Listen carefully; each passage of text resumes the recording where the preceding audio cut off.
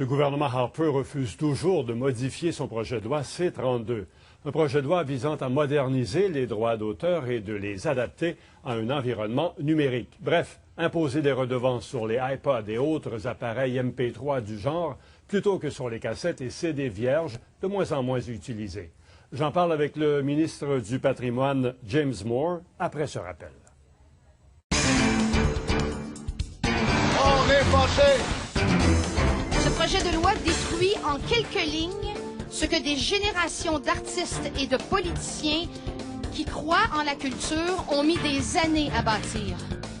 Des dizaines d'artistes sont descendus sur la colline du Parlement mercredi, demandant au gouvernement Harper de modifier son approche. Des jeunes comme Marie-Mé ou Yann Perrault, les plus menacés, jusqu'aux plus établis comme Luc Plamondon et Robert Charlebois. Ils ont rapidement obtenu l'appui du Bloc québécois et du Nouveau Parti démocratique. Mais les libéraux se font toujours tirer l'oreille. Et le premier ministre Harper ne veut rien entendre d'une redevance sur les lecteurs numériques qu'il associe à une nouvelle taxe. Ce gouvernement s'oppose à une telle taxe sur les consommateurs du Canada. M. Moore, bonjour. Bonjour. M. Moore, vous avez sûrement un iPod. Expliquez-moi pourquoi vous ne voulez pas payer de redevance quand vous achetez un iPod. Bien, je veux protéger nos artistes. Ça, c'est la chose. La responsabilité principale du gouvernement fédéral, c'est de protéger nos artistes et de protéger tous les industries qui sont associées avec le droit d'auteur. On parle de l'industrie des logiciels, on parle, oui, de la musique, on parle des cinémas, la télévision, les industries audiovisuelles, les industries de jeux de vidéo. On parle de à peu près 1 million d'emplois. Alors, ce n'est pas juste les iPods, la musique. On parle des industries qui compromettent une place énorme sur notre scène économique. Et on doit protéger nos artistes dans ce domaine en rendant le piratage illégal au Canada. Et ça, c'est la chose principale de notre projet de loi. C'est un volet important, les iPods et tous les MP3. Vous avez, dans le passé, il y avait une taxe sur une redevance sur les disques vierges et les cassettes vierges. Ça ne vaut plus la peine d'en avoir une parce que c'est en train de disparaître. Pourquoi pas le reporter sur les MP3, les iPods?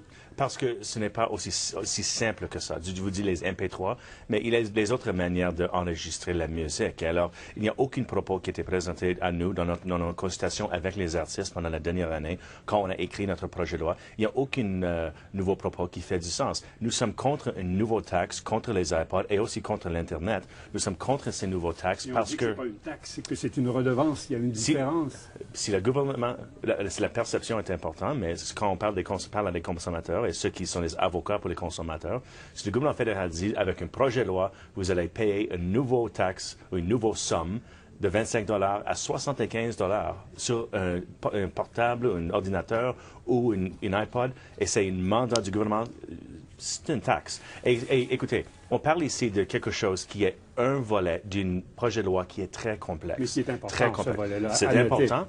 Oui, c'est important, mais c'est un partie d'un projet de loi qui est énorme.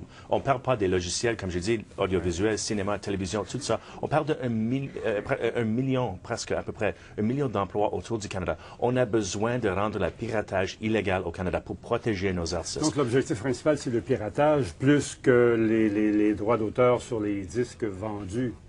C'est ça qui est le plus important pour vous? Non, ce n'est pas juste les disques.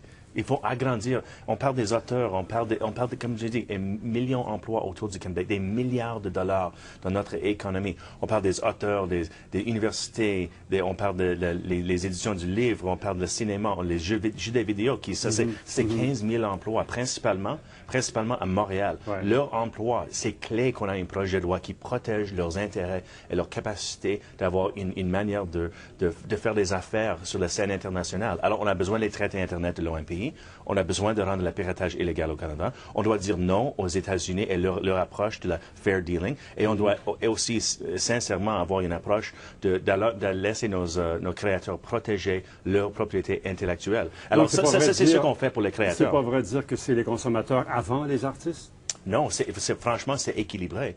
Et ça, c'est ce qu'on voit dans notre projet de loi. Il y a plusieurs artistes, je vous dis, plusieurs artistes et les organismes qui représentent les artistes qui sont vraiment contents avec plusieurs pistes de notre projet de loi. J'ai fait une réunion cette semaine ici avec Christine Saint-Pierre, la ministre de la Culture du Québec, et aussi avec l'Union des artistes et les autres organismes. Et c'est sûr qu'ils veulent avoir une nouvelle taxe contre les iPods, c'est vrai. Nous ne sommes pas d'accord avec ça. Mais de l'autre côté, ils sont d'accord avec nous autres de rendre le piratage illégal au Canada et les autres choses qui sont qui sont énormément importants pour notre industrie. Alors, donc le groupe qui est venu manifester cette semaine d'artistes québécois, les Robert Charlebois, etc., c'est marginal, c'est pas... Non.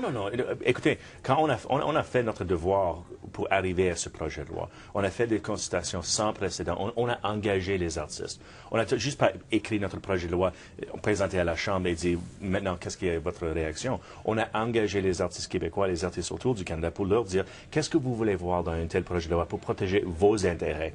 Et voilà ce qu'on a comme un résultat, c'est C-32. C-32 rend le piratage illégal, les traités Internet de long un pays. On dit oui pour protéger les artistes contre l'approche américaine de fair dealing et on dit aussi pour oui à les nouveaux mesures technologiques pour protéger leur création. Alors, on a écouté les artistes. L'Union des artistes elle-même, ils avaient 7 différents propos à notre gouvernement. On était d'accord avec une demi de leurs propos.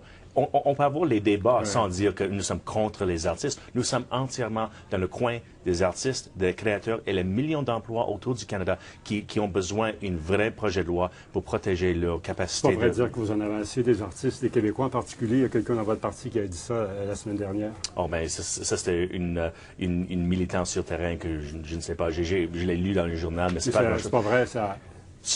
Nous sommes le seul gouvernement, le gouvernement de Stephen Harper est le seul gouvernement fédéral autour de la table du G8 qui a augmenté notre finance dans l'art et la culture pour aider les artistes et pour aider notre culture autour du monde. Le seul gouvernement dans le monde entier qui a décidé dans une période de crise économique mondiale, de récession mondiale, on était le seul gouvernement dans le G8 qui a augmenté notre finance pour l'art et la culture. Nous voulons non pas seulement faire des investissements pour les artistes, mais aussi leur protéger avec un projet de loi efficace et responsable, non pas seulement pour les artistes, mais aussi pour les consommateurs. M. Moore, merci beaucoup. Plaisir toujours.